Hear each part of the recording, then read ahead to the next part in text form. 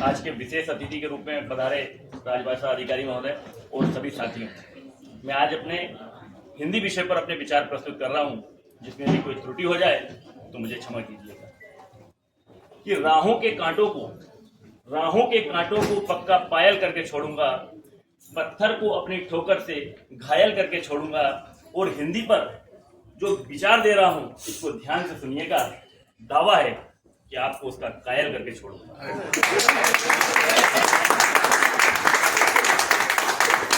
जैसा कि आप सभी जानते हैं, हमारा भारत देश में भिन्न भिन्न प्रकार के धर्म, समुदाय और विभिन्न प्रकार की भाषाएं बोलने वाले लोग रहते हैं। और इन सभी को एक सूत्र में जोड़ने का कार्य, सभी को मोती की तरह एक माला में पिरोने का कार्य जो करती है, वो हमारी मातृभाषा हिंदी करती है। हिंदी एक भाषा नहीं, एक भावना है। हिंदी एक ऐसी भाषा जो दिल से दिल तक जाती है। हिंदी एक ऐसी भाषा जो गागर में सागर भरने का कार्य करती है। हिंदी एक ऐसी भाषा जिसमें प्रत्येक उम्र के व्यक्ति के लिए, प्रत्येक रिश्ते के लिए हम अलग अलग शब्दों का चयन कर सकते हैं। हिंदी एक ऐसी भाषा जो तिल के लड्डू से जिसमें मिठास है। जैसे माथे पर कुमकुम बिंदी, वैसे भाषा का श्रृंगार है हिंदी। मन की यदि भाषा है तो हिंदी, स्वाभिमान की कोई भाषा है तो हिंदी, आत्मसम्मान की कोई भाषा है तो हिंदी। मगर इस भारत की विडंबना देखिए कि जहां 140 करोड़ भारतीय लोग निवास करते हों, जो हमारी मातृभाषा जहां पर हिंदी है, मगर अधिकांश लोग हिंदी बोलने से परहेज कर रहे हैं, हिंदी बोलने में संकोच कर रहे हैं। माना पड़ोसी की माँ का सम्मान जरूरी है, मगर हमारी अपनी माँ को भूल जाएंगे, कैसी मजबूरी है।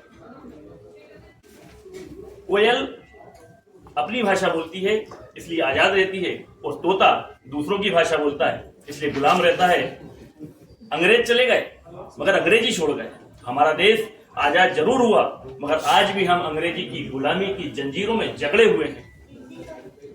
हमारा भारत देश कोई भूमि का तोड़ा नहीं, ये जीता जागता राष्ट्र पुरुष है। स्वर्गीय अटल बिहारी वाजपेयी जी ने कहा था कि ये बंधन की धरती है, ये अभिनंदन की धरती है, ये अर्पण की भूमि है, ये तर्पण की भूमि है। यहाँ पर हर नदी हमारे लिए गंगा है, यहाँ पे कंकर कंकर हमारे लिए शंकर है। हम जिएंगे तो इस देश भारत के लिए और मरेंगे तो इस देश भारत के लिए। और गंगा मरने के बाद गंगा में प्रवाहित हमारी अस्थियों को कोई कान लगा कर यदि सुनेगा तो उसमें से केवल एक आवाज आएगी, और वो आवाज आएगी भारत माता की जय। 4 पंक्तियां सौंपता हूं आपको, माँ हिंदी के लिए 4 पंक्तियां सौंपता हूं आपको कि मात हमारी हिंदी ने दानी बना दिया हमको, शून्य देकर दुनिया को स्वाभिमानी बना दिया हमको। एहसान किए कितने हम पर, मैं कैसे बतलाऊं यारों। अनपढ़ से शुरू किया या ज्ञानी बना दिया हमको। अनपढ़ से शुरू किया या ज्ञानी बना दिया हमको।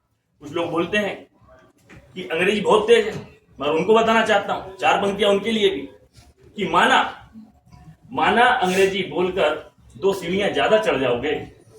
माना कि अंग्रेजी बोलकर 2 सीढ़ियां ज्यादा चढ़ जाओगे, मगर किसी की प्रशंसा करनी होगी ना तो गुड बेटर बेस्ट से आगे ना जा पाओगे।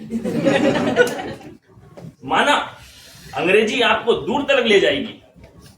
अंग्रेजी कार दिला सकती है मगर संस्कार ना दिला पाएगी। हिंदी का हमको अनुमान नहीं है, हिंदी का हमें अनुमान नहीं है। माफ करना, अंग्रेजी लैंग्वेज है, ज्ञान नहीं। हिंदी दिल से दिल के तार जोड़ती है, और हिंदी की तो बिंदी भी बोलती है। क्योंकि मैं हिंदी विषय का विद्यार्थी रहा हूं, हिंदी मेरा पसंदीदा विषय रहा है, तो जब हमको हमारे शिक्षक पढ़ाया करते थे तो एक मुहावरा आता था, जिसकी लाठी उसकी भैंस। तो मन में विचार आया कि बाजार से एक लाठी ले आते। बाजार से लाठी लाए और एक आवारा घूमती हुई भैंस को अपने साथ लेकर चल दिए। तभी भैंस वाला आया कि ये भैंस मेरी है। हमने कहा लाठी हमारे पास है, ये भैंस मेरी है।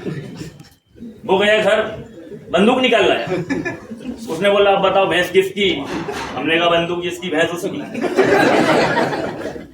अंतिम एक निवेदन कि मन में हो उमंग तो हिंदी में बोलिए, छिड़ी हो अंग्रेजी से जंग तो हिंदी में बोलिए, उठी हो कोई तरंग तो हिंदी में बोलिए, कोई बदले गिरगिट सरंग तो हिंदी में बोलिए, कोई दिखाए बेतुके ढंग तो हिंदी में बोलिए, मन हो प्रसन्न तो हिंदी में बोलिए। हिंदी को अपनाइए, देश को बचाइए, संस्कृति को बचाइए। जय हिंद, जय भारत। मेरे साथ सब बोलेंगे भारत माता की जय।